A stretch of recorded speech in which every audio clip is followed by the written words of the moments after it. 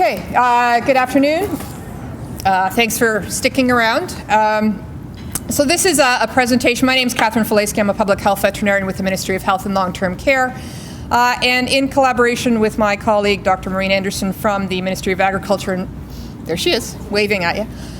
We're going to give you a bit of a tag team approach to provide you with an overview of the new provincial approach to rabies prevention and control in the wake of the withdrawal of the Canadian Food Inspection Agency from a good chunk of its federal rabies prevention and control programs, which happened in April of 2014.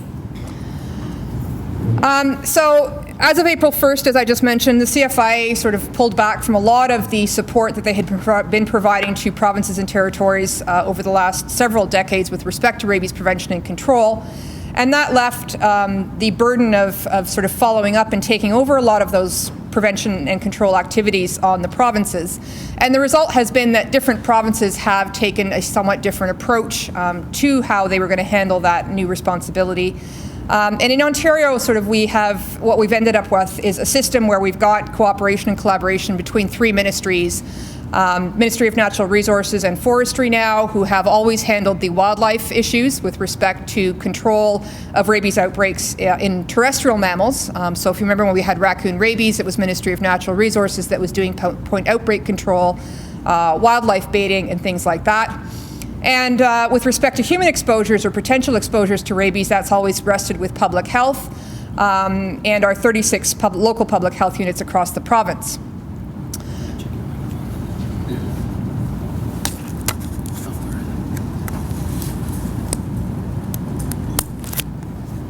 Is that better? Yep, okay. Oh, I'm loud now. So as of April 1st of 2014, the other piece that Ministry of Health and local public health units have taken over from CFIA was the collection, processing, and shipping of animal specimens for rabies testing. And that accounted for most of the approximately 2,000 specimens that we were submitting in Ontario a year. And our partners over at Ministry of Agriculture, Food and Rural Affairs took over most of the issues related to domestic animal exposures or potential exposures to rabies. We all continue to work with the CFIA diagnostic laboratories, so the two laboratories within Canada that provide definitive rabies testing, one in Ottawa and the other one in Lethbridge. So my half of the presentation is really going to focus on the public health aspects of what we are doing with respect to rabies prevention and control, and then I'll hand it over to Maureen, who will walk you through what OMAFRA is doing in assuming sort of a lot of the new rules that they've taken over as of April 1st of 2014. Because it used to be relatively simple when CFIA was involved, if you suspected rabies in an animal, you would just call the CFIA district office and things would sort of be handed off to them at that point in time. Since April of last year, it's become a little bit more complicated than that, and it really depends on what you're dealing with.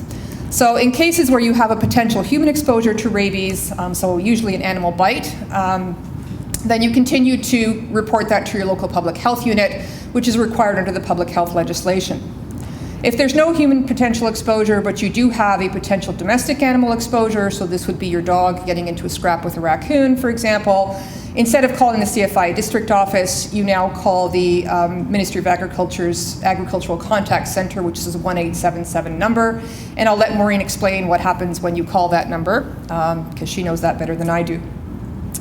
In cases where you have neither human nor potential domestic animal exposure, but you have terrestrial wildlife, which is potentially suspected to be rabid, so animals that are behaving neurologically, Ministry of Natural Resources continues to run their rabies hotline, and that can be reported to them, and they can determine whether they want to follow up with some potential testing using DRIT.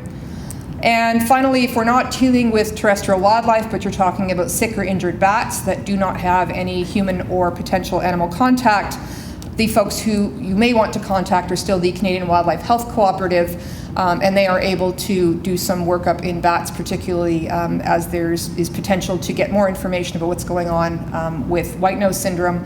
And they can do some preliminary testing on postmortem, and if it's positive or suggestive of rabies, it can be sent to the CFIA labs. So this is sort of who you end up calling now. So as I said, it's a little bit more complicated, but hopefully still relatively self-explanatory in terms of who handles what. We found ourselves with the problem of how we were going to handle specimen collection in the province after CFIA was no longer doing it. And on the public health end of things, what we ended up coming up with was a partnership with the Ontario Association of Veterinary Technicians and the creation of the OAVT's Rabies Response Program. And essentially sort of everything that happens on the left side of the diagram was pretty much what was happening before. The health unit does their risk assessment. They determine whether there's an animal specimen that needs to be submitted for rabies testing. And if in the past they called the CFI district office and the CFI district officer would send someone out to get the sample, what they do now is they call the OAVT's Central Dispatch Center, and they in turn will dispatch a registered veterinary technician who has been appropriately trained, has had their rabies titer checked on an annual basis, has received all of their transport of dangerous goods training, and they actually go out and collect the sample. The OAVT also handles all of the online laboratory form submissions for us, and they deal with actually getting the sample to Ottawa or Lethbridge. So dealing with Purolator, making sure the package gets there, all of sort of the really nitty-gritty details that are involved in making sure that the entire process runs smoothly. The CFIA lab, once it gets the sample, then obviously tests it, and they end up communicating the test results to both the health unit, the OAVT, and the Ministry of Health, so that we now have a growing sort of provincial database with respect to what we submit, where we submit it from, and where our positives are popping up. If we look at sort of our current status with respect to that, so we launched operations through the OAVT Central Dispatch Center and the Rabies Response Program in January of 2015. There was a bit of a scaled rollout in terms of not all health units had access to that to begin with. Currently, their roster contains more than 7, I think they're probably more than 80 or 90 now, fully trained and accredited registered veterinary technicians across the province. Some of those technicians will service multiple health units, and they will try and dispatch the one that is closest to the location where the animal is. And we had set a target of having at least 4 registered veterinary technicians per health unit, and currently the recruitment they've done so far, that requirement of at least 4 RVTs per health unit has been met in 20 out of our 36 health units, and recruitment remains ongoing. To date, sort of over the first 5 months or so of 2015, through public health alone, we've submitted more than 250 specimens for testing, and we've had 2 positives so far, both of them being bats in the spring. I did want to make some comment with respect to the effect that the withdrawal of CFIA rabies programs in April of 2014 had with respect to our rabies surveillance in the province. So the blue bars on that graph show you the number of specimens submitted in 2012. The red bars are the number of specimens submitted in 2013.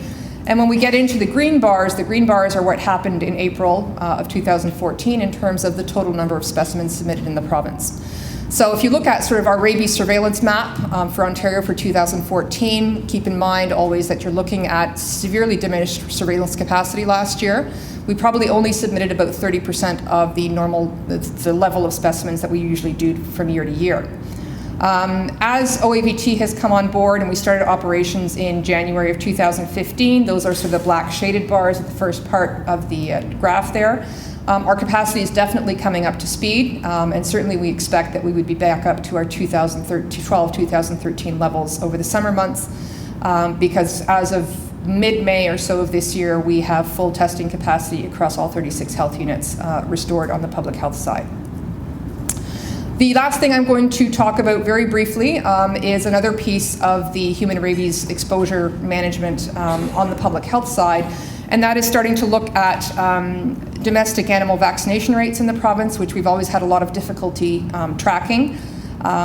It's required by law in our 31 southernmost health units that you have your dog or your cat vaccinated against rabies, but we've never had any ability to determine sort of how successful or with the level of compliance with that. In 2014, the ministry implemented a series of public health funding and accountability agreements which required mandatory reporting of certain health protection indicators from all 36 health units. And we introduced a rabies indicator, which required them to report how quickly they were following up on notifications of potential human rabies exposures. But in addition to that indicator, the other thing we have now asked all health units to do is to provide us with specific data on the vaccination status of all animals that they investigate for biting incidents. So as part of the risk assessment, they have to determine whether an animal is current on its rabies vaccination status or no. And 2014 is the first year that we have that data across all 36 health units for, and we're going to be looking at that data over the next few years to look at sort of trends and opportunities to increase that. If we were to set sort of 75% as the absolute base minimum level for herd immunity for rabies vaccination, you can see that the bulk of our health units across the province have inadequate rabies vaccinations status in their dogs and cats, with some health units really sort of down below 50%. So we're looking at sort of strategies to improve that, and that in part came out of the recommendations that were generated by the Interministerial Animal Welfare Task Force in 2012. Which recommended that there needed to be a provincial rabies vaccination strategy to support and strengthen the enforcement of the legal requirement for animal vaccination. That led to a collaboration with the College of Veterinarians and their introduction of the rabies programs initiatives in late fall of 2014, which aimed to make rabies vaccinations more accessible from an economic perspective to Ontarians across the province, and also have introduced a requirement that any veterinarians offering a rabies vaccination program report the usage of that program in terms of numbers of animals that are vaccinated through these initiatives back to the College of Veterinarians, and they in turn report to the ministry. So the ministry is going to be looking at the data generated through the rabies programs initiatives in terms of animals that are vaccinated through that initiative, and comparing that against the rabies vaccination rates for each health unit to see if we can see some correlation between the two over the next few years. And I will hand it over to Maureen. I'll be quick because Catherine had to do the lion's share of the introduction at the beginning. So the short story is, for the last several decades, veterinarians in the province have been told, as Catherine said, if you suspect rabies, call the CFIA. That is now gone in terms of dealing with domestic animal exposures. But when you think about who's still best positioned to handle risk assessments and dealing with exposed domestic animals, it really makes sense. It's the veterinarians in Ontario that are the best positioned to do that. We do risk assessments about diseases in animals and domestic animals all the time. The problem is veterinarians are not used to doing rabies risk assessments because for the last several decades that's always been handed off to the CFIA. But members of the public and animal owners and that sort of thing look to private veterinarians for that type of information already. They're the ones that vaccinate their animals. They're the ones they ask about other animal diseases and so on and so forth. So even more so now that CFIA is not there. And so OMAFRA's position at this point is really to help get vets more comfortable with doing those risk assessments and support veterinarians in handling these cases, and when necessary, particularly over the transition in 2014 and going into 2015, we do help members of the public directly as well. But what we're trying to do is encourage people to go to their veterinarians and then have veterinarians call us when they need assistance with either risk assessments, sample submission, or post-exposure management. So to give you an idea, somebody has a potential rabies exposure in a domestic animal, and Catherine went through the hierarchy of who do you call depending on who or what has been exposed. If you have a domestic animal that's been exposed, the risk assessment is going to be done by either the animal's veterinarian or OMAFRA, or ideally a combination of the two. If it is deemed that testing is necessary, there is sufficient risk based on that exposure, and there's an animal available for testing, as Catherine said, if it's a public health and a human exposure, that sample is going to be submitted through the Rabies Response Program and the OAVT. If it's a domestic animal exposure, we have been working directly with private veterinarians on a case-by-case basis to get those samples submitted. So we will actually have the owner, who's usually already at the veterinarian's office anyways because they're concerned about their dog or their cat that's been exposed, or they're talking to their vet on the farm. There's already a vet there, there's already a vet involved. We have them do the sampling, we talk them through it, give them the necessary paperwork, forms, and that sort of thing to get that sample shipped off to either Ottawa or Lethbridge as needed, and the sample can be tested there. And in terms of post-exposure management, of course, treatment of people, if they're exposed to an animal that either comes back positive or can't be tested, again, handled by the public health units and private physician or people's personal physicians. In terms of domestic animals, that is once again handled by the private veterinarians who already have that relationship with the client, with help and support from OMAFRA in terms of what do the recommendations have to be, how long, and so on and so forth. And that's, again, it's a training and an extension thing for private veterinarians in Ontario right now. It's certainly something they're capable of, but because they haven't been doing it for the last 30 plus years, because they had the CFIA to talk to, that's part of our job now, is to get vets more comfortable with that and make sure that nothing is slipping through the cracks in the meantime.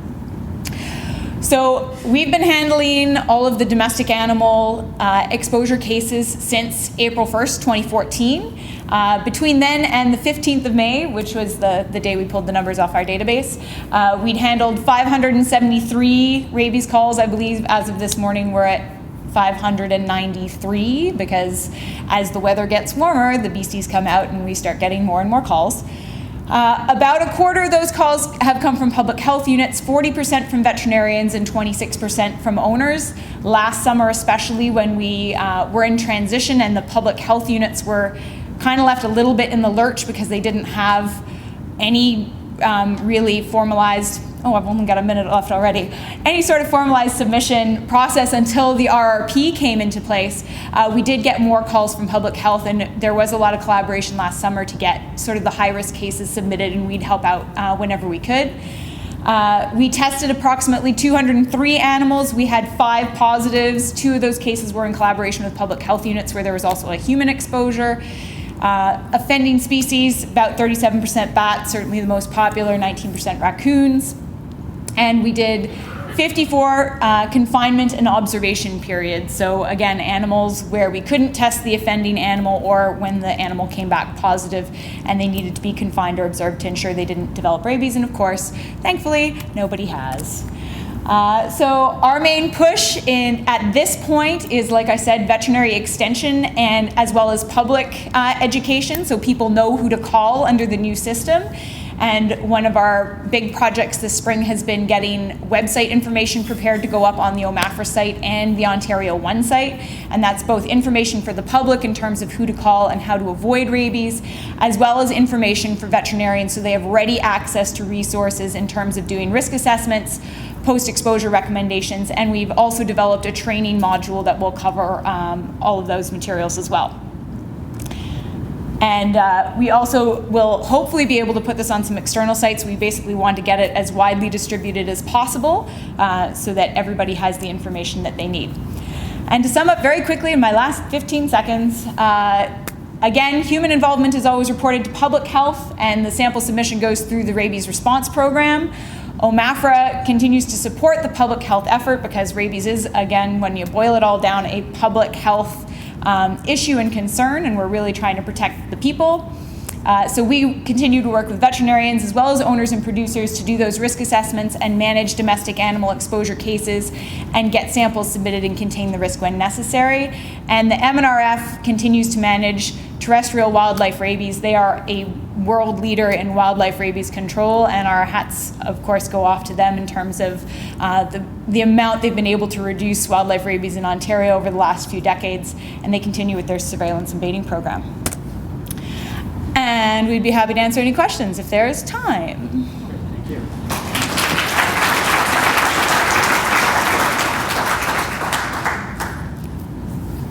What are you considering exposure to a bat these days?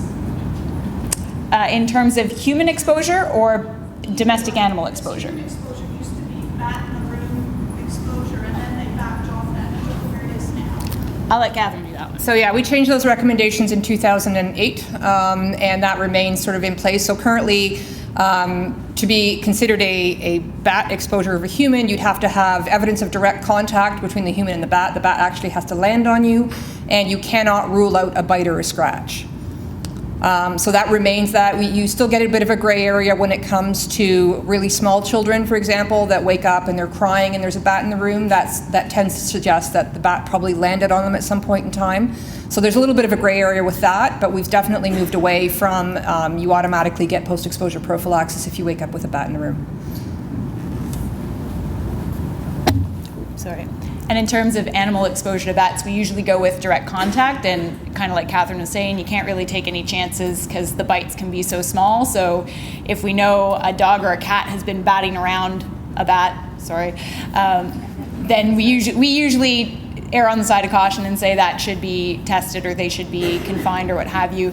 If you've got, the bats flying around the ceiling and the cat was hiding under the bed, you can be reasonably sure that cat probably didn't touch it. So we do it very much on a case-by-case basis. Anybody else?